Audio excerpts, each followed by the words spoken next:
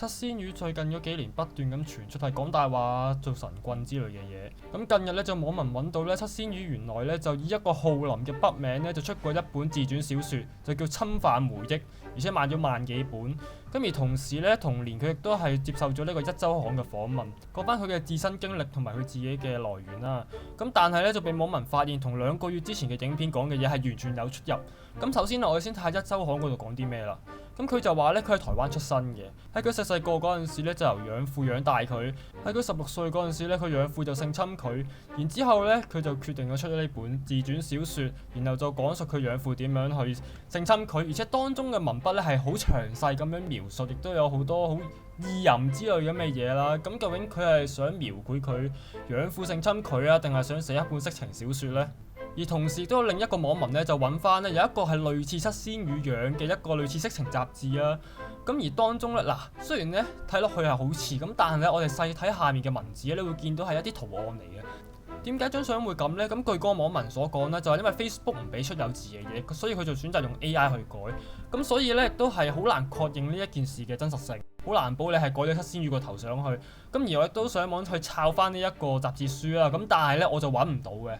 咁因為屬於佢係嘅期數比較多，而且亦都係04年或者再之前嘅嘢，或者再之後啦，我唔理啦。咁所以就比較難揾到，然之後亦都有講述佢之前翻過啲咩工啦，例如佢喺 TVB 嗰度做過之類，咁但係呢啲都唔係咁重要嘅。咁而喺當時嘅訪問呢，佢就話佢呢當時就讀緊呢一個碩士啦，咁之後再轉讀學士。咁記者就覺得奇怪啦，點解會咁樣讀嘅呢？而七仙魚呢，當時就講佢自己喺倫敦嘅一間學校嗰度讀啦。咁但係記者就發現咗呢，原來嗰個都只不過係一個英文補習嘅學校，而且根本就冇學士嘅課程。所以咧已經證明咗七仙魚原來已經喺04年嗰陣時咧係有呢個講大話嘅習慣，咁都唔緊要啦。咁喺2個月之前咧，咁佢又重新接受人哋一次嘅訪問，咁當中提到嘅嘢咧就同依家好有出入咯喎。咁而喺影片入邊咧，佢又提到咧自己其實係馬來西亞人嚟嘅喎。其實你係咪馬來西亞華僑嚟㗎？同埋係咪獨生女啊？我咧就係華僑嚟㗎，係同父異母，即係同父同母得我一個，仲有同父異母，仲有其他啲即係兄弟姊妹，咁就唔係同媽咪㗎。咁但係咧，佢當年接受壹週刊採訪嗰陣時咧，就話自己喺台灣出生，咁呢一點已經係有出入㗎啦。咁其次咧就係佢個父母啦。自細父母管教係比較嚴㗎，因為咧佢哋咧就係想將我打造成一個啦，就係一個出人頭地嘅。跟住我有時去廚房嗰度偷嘢食，跟住啲工人話唔得㗎，你媽咪交代咗嗰啲嘢唔可以俾你食㗎。父母就好中意要我做醫生啊，或者做律師啊。咁如果大家記得嘅話咧，佢本身咧就話自己喺養父嗰度嚟㗎啦。咁然後咧點解佢會俾養父養佢咧？就因為佢老豆咧1歲嗰陣時就生意失敗，做咗和尚。咁然之後咧佢老母就走咗改嫁，咁所以咧佢就掉咗俾一個冇仔女嘅人做佢養父。然之後啦就繼而就產生咗呢一個俾人性侵，然後出咗呢本書。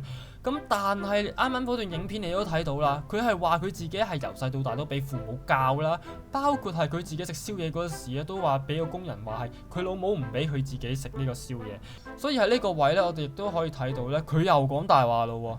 然之後到最後啦，究竟點解七仙魚會嚟香港讀書呢？咁據當時嘅壹週刊就話齋啦，呢個我都唔記得咗講添啱啱。咁就係話佢本身咧就係因為性侵事件發生之後咧，佢姑媽咧決定以學生身份嚟香港讀書。咁讀夠7年之後咧，咁佢就決定喺香港度住啦。咁但係咧喺影片入邊佢唔係咁講嘅喎。因為嗰陣時咧我就嚟香港玩啦。本身咧我屋企人咧唔係話即係一移民就即刻去外國㗎，因為喺新加坡嗰陣時咧都係嚟咗香港住咗一段時間，跟住先去外國㗎。咁所以咧，我對香港都係有即係一定嘅感情印象啦。係啦，冇錯啦，佢係話佢嚟香港玩得多，又覺得幾好啊，然後佢覺得自己個馬來西亞唔好，咁所以就決定嚟香港嗰度發展啦。咁所以呢度亦都係印證咗七仙魚第3個講大話啦。咁問題嚟啦。邊個係真話，邊個係大話呢？我個人嚟講呢，我係偏信呢。其實佢馬來西亞即係佢依家近排接受嘅訪問呢，應該係屬於真話嘅。咁第一啦，Wiki 嗰度係即係寫佢馬來西亞，咁當然啦，Wiki 唔準嘅嘛，人改嘅嘛。咁而我嘅睇法呢，就係首先要考慮翻就係點解當年佢出呢本書呢？其實你見到佢出書嘅目的係咪真係想講佢俾人性侵呢？唔係喎。佢想賣意淫嘢喎。然後亦都有一個類似佢意淫嘅書籍，所以亦即話七仙羽當時係利用呢啲事件去紅嘅啫。而佢依家已經紅咗啦，所以佢冇必要咧再去講翻呢一啲事。尤其呢個應該係大話嚟嘅。第二點咧就係咧，佢當時喺佢嘅自傳入邊提到啦，其實係佢姑媽送佢去香港讀書，咁所以咧佢先至係嚟咗香港嗰度發展。咁但係呢度嚟到個問題啦，咁學費、生活費嗰啲咁邊個出咧？又係佢姑媽出。如果你記得佢自傳講過咧，就係佢老豆係因為生意失敗咧，所以就走咗去做和尚。咁但係問題嚟啦，姑媽亦都即係佢老豆嘅家姐啦，喺佢生意失敗嗰陣時唔俾錢佢，所以最合理嘅講法咧就係佢屋企真係好有錢。然之後咧喺香港玩完之後覺得好好玩，所以就留咗喺香港度發展啦。喺咁嘅情況下咧，亦都即係話佢根本就冇嗰啲所謂嘅養父啦。佢出嗰本書咧，基本上就係假㗎啦。咁但係咧，大家都要記住一樣嘢就係，嗱，佢以前講大話，佢依家都可以講大話，所以咧亦都唔代表佢依家講佢嗰啲咩馬來西亞嘢啊，或者佢屋企好有錢之類嗰啲咧係真嘅。咁今次條片都嚟到呢度㗎啦，有啲咩想講，歡迎下面留言 comment。如果中意條片嘅歡迎 like、subscribe、share，我哋下條片見。